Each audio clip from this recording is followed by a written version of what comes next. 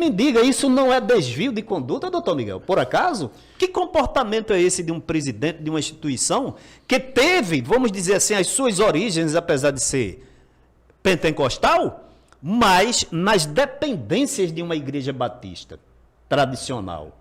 É muita incoerência, meu irmão. Com certeza. Então, o senhor falando isso aí, eu me lembrei agora. Muito bem levantado, Josué. Agora, Josué, eu te digo uma coisa. As pessoas que estão nos ouvindo podem perguntar assim, e quando o senhor ganhar os seus honorários através de alguma ação contra a igreja, o senhor vai botar no bolso? Eu digo não. Porque esse dinheiro, para mim, ele vai pegar fogo. Esse dinheiro, para mim, é dinheiro sagrado. Eu não quero pegar um centavo da igreja. Eu não.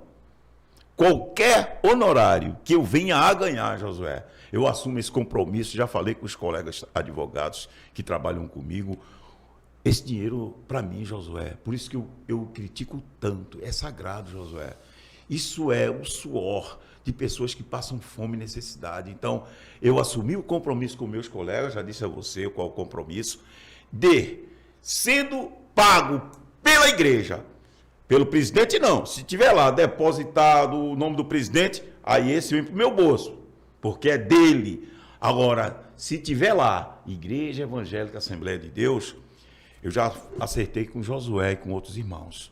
O dinheiro que for destinado, que eu não vou dizer o valor, mas tem causas que com certeza eu vou ganhar, eu já acertei com alguns irmãos. Vamos complementar esse valor, chegar a um valor razoável, que a gente possa encher a sua caminhoneta de cestas básicas.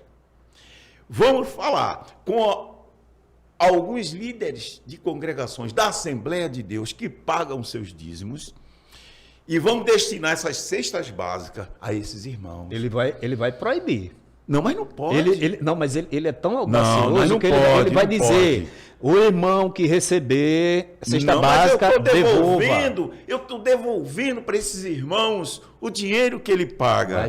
Então, é um compromisso e quando a gente fizer isso, a gente não vai fazer isso escondido, a gente vai usar e vai chamar os irmãos e vamos distribuir cestas básicas a quem está necessitado. Por isso que a minha crítica, as minhas denúncias, Josué, é por conta desses atos que fazem desmerecer a credibilidade dos membros, fazer com que os membros parem e vejam que estão subestimando vossos entendimentos e sabedoria. Não subestimem os membros, os jovens da igreja.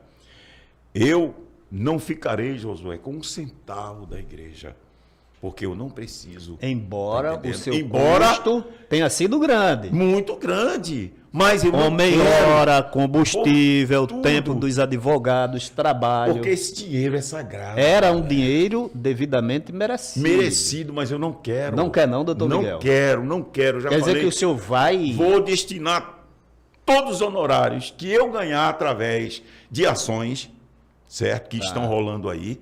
Esse dinheiro eu vou destinar para os irmãos pobres da igreja, porque seria um contrassenso meu botar esse dinheiro no bolso. Eu jamais faria isso. Meu irmão, que coisa, viu? Porque é dinheiro de suor, de lavadeira, de funcionário público. Doutor Miguel, que coisa tremenda. Quer dizer, deixa eu dizer aqui, o povo coloca o dinheiro nas salvas, vai para o tesouro da igreja, nas mais diversas formas de arrecadação.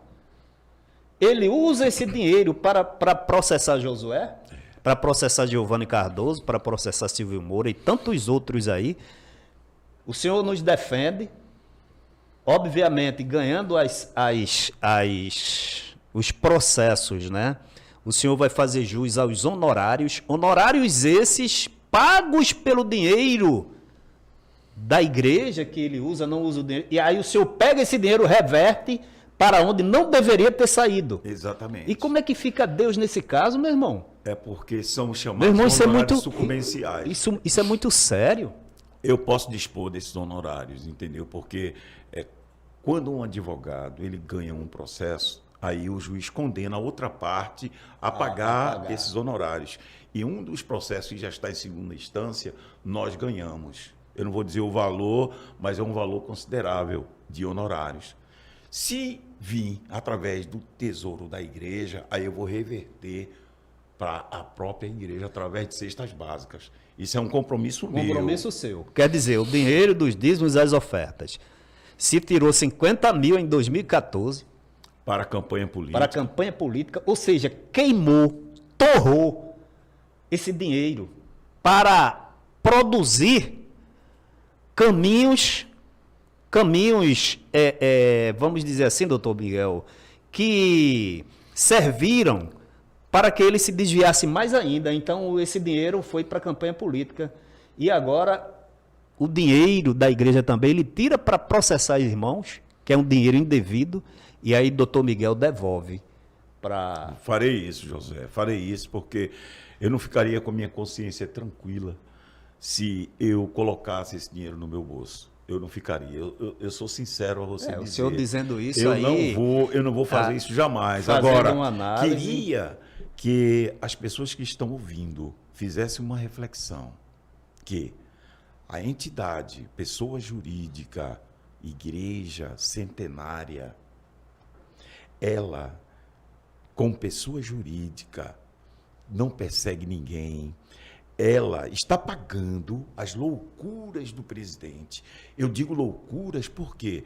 Porque quando se movem mais de 10, 15 ações contra membros da igreja, eu chamo isso de loucura. É loucura. E, inclusive, esse erro, eu acho que o próprio Deus permitiu que ele errasse. Está entendendo? Porque foi através da loucura dele que a gente teve conhecimento de muitas coisas. Então eu acho que o próprio Deus permitiu que ele fosse imbuído de ódio, deixasse o coração dele se encher de ódio contra esses irmãos e fizesse uma perseguição insana.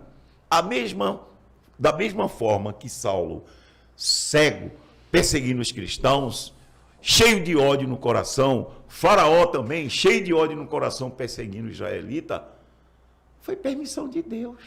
Exatamente. Então, eu reputo que essas loucuras, essas decisões da direção em atacar esses irmãos, foi obra de Deus. Deus permitiu que ele, utilizando do poderio, fizesse isso exatamente porque até então, irmãos, ele estava escondido, ninguém sabia desses detalhes, ninguém sabia de crime eleitoral, ninguém sabia de participação em rachadinha, ninguém sabia que ele era o dono da Rede Brasil, ninguém sabia que ele arrecadou milhões e milhões para o megatemplo, ninguém sabia desse conluio dele com o ex-governador para botar a Odebrecht para construir. Então Deus permitiu que tudo isso viesse à tona.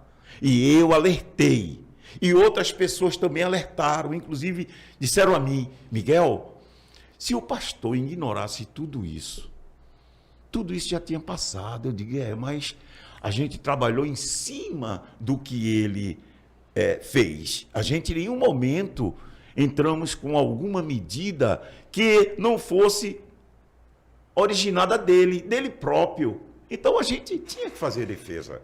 Então, nessa defesa, a gente foi necessário expor a podridão dos bastidores, que, infelizmente, se não fosse essa ânsia dele em perseguir, em calar, porque ele tem essa personalidade, a personalidade de, se alguém me criticar, eu calo na marra. Foi o que aconteceu com alguns pastores que simplesmente deixaram o ministério. São pastores que ou seguia as orientações loucas dele, ou tinha que sair. E a fatídica nota informativa dada pelo filho, eu digo fatídica, porque foi daquela nota dele que ele colocou na mídia como resposta que a igreja iria tomar providência contra as pessoas que estavam caluniando a igreja. Veja que situação. Foi depois daquela nota dele que se pipocou tudo isso. Até hoje, Veja o que eu estou dizendo.